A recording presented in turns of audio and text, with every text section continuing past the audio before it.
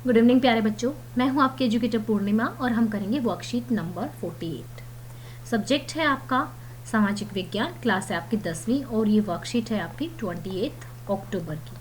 Okay, तो लोकतंत्र के परिणाम ये चैप्टर हम कर रहे थे। अब इसमें से एक पैराग्राफ है, इस पैराग्राफ को आपको पढ़ना है, समझना है और उसके क्वेश्चन आंसर आपको देने हैं।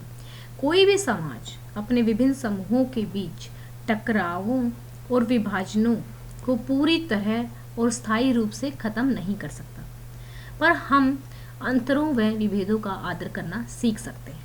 यानी कि देखो क्या होता है, मान लो एक ग्रुप है, आप ग्रुप में 10 फ्रेंड हो, ठीक है। आप 10 के 10 फ्रेंड की तो सभी एक सहमति पे तो नहीं हो जाओगे ना, एक सहमति एक तो होगी नहीं। तो जो लोग डिसएग्री हैं, ऐसा थोड़ा ना है कि उनको मारने पीटने लग जाएंगे, ठीक है भाई, उनका भी ओपिनियन है। यानी कि हमें उनके जो विभेद हैं, उनकी जो ओपिनियन है, उसका भी हमें क्या करना चाहिए, रिस्पेक्ट करनी चाहिए। तो सेम तरीके से क्या है, जब लोकतंत्र है, लोकतंत्र में पार्टीज होती हैं, है ना, ए पार्टी बी पार्टी, तो ठीक है हम जीत गए हैं, एक पार्टी की विजय हो गई, तो बी पार्टी की भी चीज़ों का हमें सम्मान करना चाहिए, एटलीस्ट उसकी बातों को हमें सुनना चाहिए, जो कि हमने समझा था विपक्ष के बारे में, है ना। इनके बीच मिलजुल कर सामंजस्य बिठाने का तरीका विकसित कर सकते हैं। इसमें लोकतंत्र सबसे अच्छे तरीके से काम करता है। गैर लोकतांत्रिक व्यवस्थाएं आमतौर पर अपने जिनमें लोकतंत्र नहीं होता, तो वो जो अपने अंदरूनी सामाजिक मतभेदों से आंखें फेर लेती हैं या उन्हें ताकत से दबाने की कोशिश करती हैं। लेकिन हमें यह याद रखना होगा कि ऐसा परिणाम हासिल करने के लिए लोकतांत्रिक व्यवस्थाओं को स्वयं भी 2 शर्तों को पूरा करना होता है। यानी कि अगर मान लो हमारा जो लोकतंत्र है, तो ऐसा नहीं है कि लोकतंत्र में खुद ही ये चीज़ आ जाती है कि भाई आपको जो पार्टी हारी है उसकी भी चीज़ों को सुनना है, या फिर जो मेजोरिटी में जो लोग हैं सिर्फ उनकी बातों को सुनना है। मेजोरिटी यानी कि बहुमत, लोकतंत्र में बहुमत को सदा ही अल्पमत का ध्यान रखना होता है। बहुमत या अल्पमत की राय कोई स्थायी चीज़ नहीं होती। और हाँ, कुछ बच्चे पूछ रहे हैं, मैसेज आ रहे थे कि मैम आपने कोरोना टेस्ट कराया क्या? बच्चा, मुझे बस कोल्ड था और वो भी कोल्ड मेरी ही वजह से हुआ था। मैंने सुबह सुबह बहुत ज़्यादा ठंड में ठंडे पानी से सिर धो लिया था, तो कोरोना नहीं है। हाँ, स्कूल में कुछ लोगों को 2 टीचर्स को उनका पॉजिटिव हो रहा है। निशा मैम भी सेफ़ हैं, बस मुझे थोड़ा ठंड की वजह से ही प्रॉब्लम हुआ है। तो जो बच्चे पूछ रहे हैं, तो शायद 9th 10th जो भी बच्चे हैं, शायद 9th वाले पूछ रहे हैं, 9th वाले निशा मैम को जानते होंगे। तो निशा मैम भी बिल्कुल सेफ़ है, तो डोंट वरी। निधि मैम भी बिल्कुल सेफ़ है। तो बच्चों, हम क्या पढ़ रहे थे, लोकतंत्र में बहुमत को सदा ही अल्पमत का ध्यान रखना होता है। बहुमत या अल्पमत की राय कोई स्थायी चीज़ नहीं होती, ठीक है। बहुमत के शासन का अर्थ है धर्म, नस्ल, भाषा के आधार पर बहुसंख्या समूह का शासन नहीं होता। लाइक ऐसा नहीं होता ना कि कोई पर्टिकुलर जाति जीत गई हो। हम लोग अपना बहुमत का अर्थ है कि जो लोग जीत गए हैं। बहुमत का अर्थ है हर फैसले या चुनाव में अलग अलग लोग। अब देखो, जो पार्टी जीती, मान लो मेजोरिटी हमारा कैसे जीतती है, बहुमत कैसे होता है, समझाती हूँ मैं आपको। बहुमत यहाँ पर मेजोरिटी और माइनॉरिटी, वो जाति वाली माइनॉरिटी नहीं है। यहाँ पे मान लो कोई किसी पार्टी ने जो 51% वोट स्कोर किया होगा, तभी तो वो जीती। तो यानी कि अगर मान लो 60% वोटों से कोई जीत जाती है वैसे तो अगर अब जो 49% है, तो ये हमारे क्या हो गए, अल्पमत हो गए। मत की बात हो रही है, अल्पमत की। जो लोग जिता नहीं पाए, जिन्होंने उन लोगों को वोट किया, उन कैंडिडेट को वोट किया जो हार गए, ठीक है ना। तो यहाँ पे हमें उनका भी ध्यान रखना होता है, उनकी भी चीज़ों का ध्यान रखना होता है, ठीक है। प्रत्येक नागरिक को किसी न किसी अवसर पर बहुमत का हिस्सा हो ही सकता है, यह जन्म से निर्धारित नहीं होता। तो देखो, अब हर पर्सन जो है, हो सकता है आपकी बार हम हार गए हों, हमने जिसको वोट दिया हो, नेक्स्ट टाइम हो सकता है हम जीत जाएंगे। तो ये इसलिए कह रहा है कि जो बहुमत और आपकी जो अल्पमत है, वो कोई स्थायी नहीं होती। तो लोकतंत्र को ये ध्यान रखना चाहिए कि लोकतंत्र में जो भी लोग होते हैं, लोकतंत्र है क्या, लोगों से बनाई हुई ही सरकार है। सरकार भी कौन है, हम ही लोग हैं, हमारे जैसे ही इंसान हैं। तो उनको ध्यान रखना चाहिए कि भाई आप आज गवर्नमेंट बना रहे हो सकता है कल आप गवर्नमेंट ना बना पाओ। तो लोकतंत्र का यही है कि सभी पूरे देश का विकास हमें आगे लेकर चलना चाहिए। तो चलो अभी क्वेश्चंस कर लेते हैं। लोकतंत्र टकराव को कैसे बेहतर तरीके से सुलझाता है, कुछ उदाहरण देकर बताइए।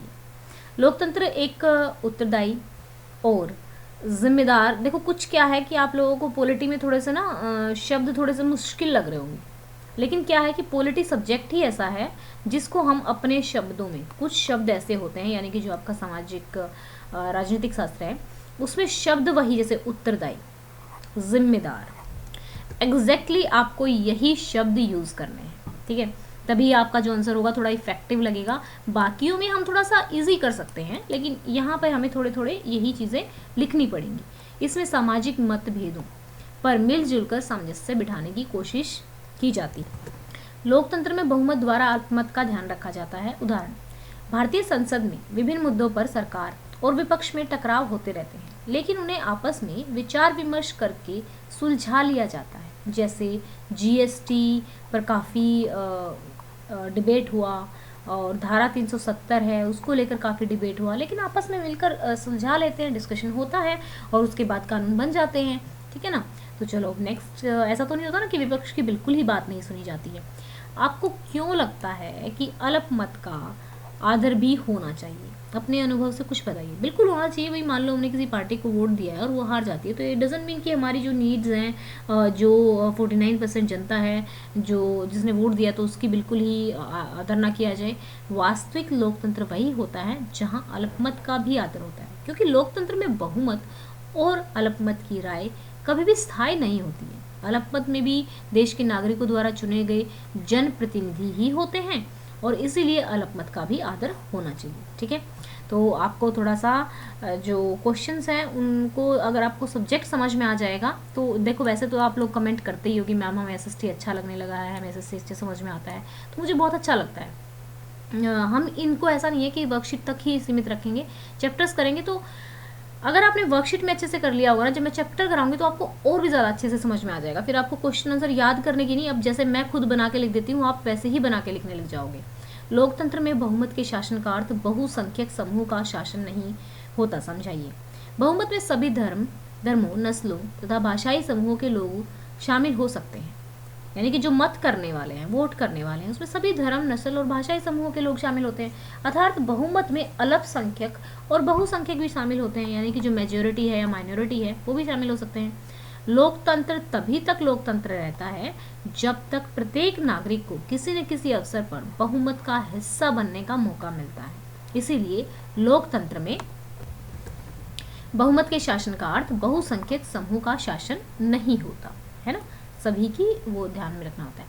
आपके आसपास लोगों के बीच किस तरह के अंतर दिखाई देते हैं, कैसे उन अंतरों के होते हुए भी साथ साथ जीवन जीते हैं। हमारे आसपास लोगों के बीच सामाजिक, वैचारिक, आर्थिक आदि अंतर दिखाई देते हैं। हमारे खुद ही आपस में घर में ही इतने डिस्प्यूट रहते हैं, अपने भाई बहनों से तक विचार नहीं मिलते हैं हमारे सबके आपस में ही, किसी का किसी चीज़ पे, ओपिनियन पे। तो इस तरीके से तो समाज तो दूर, परिवार तक नहीं चल पाएगा। तो इसीलिए हमें अपने मतभेदों को, दूसरों की भावनाओं को ध्यान में रखते हुए, ज़रूरी नहीं है ना जो चीज़ हमें अच्छी लगे दूसरे को भी अच्छी लगे, तो ये चीज़ तो हम अपने परिवार से ही सीख लेते हैं। हमें किसी पे अपनी ओपिनियन नहीं फोर्स करनी चाहिए। इन अंतरों के होते हुए भी लोग एक दूसरे की भावनाओं, विचारों का आदर करके, एक दूसरे की रीति रिवाजों का सम्मान करके, एक दूसरे के साथ सामंजस्य बिठाकर साथ साथ जीवन जीते हैं। और यही एक जीवन जीने की कला है कि हमें दूसरे, वही तो मैं आपको बताती हूँ कि हमें एक ही तो लाइफ मिली है। आई डोंट नो पहले लाइफ थी या नहीं थी, या होने वाली है या नहीं होने वाली है, तो उसको सलीके से जीना चाहिए ना। और तो दूसरे इंसान को भी हमें फिर मौका देना चाहिए, वो जिस तरीके से जीना चाहता है, उसको अगर उसकी डिफरेंट ओपिनियन है, हाँ वो गलत ना करता हो, अगर कोई गलत करता है तो उसे हमें डेफिनेटली रोकना चाहिए। लेकिन अगर कोई सही से जी रहा है तो हमें उसे कुछ नहीं कहना चाहिए। तो बच्चा, हमारे आज की इस वीडियो का टारगेट है 1500 likes. Okay, thank you so much for the love and support you are giving to me. Thank you. Have a nice day. May God bless you.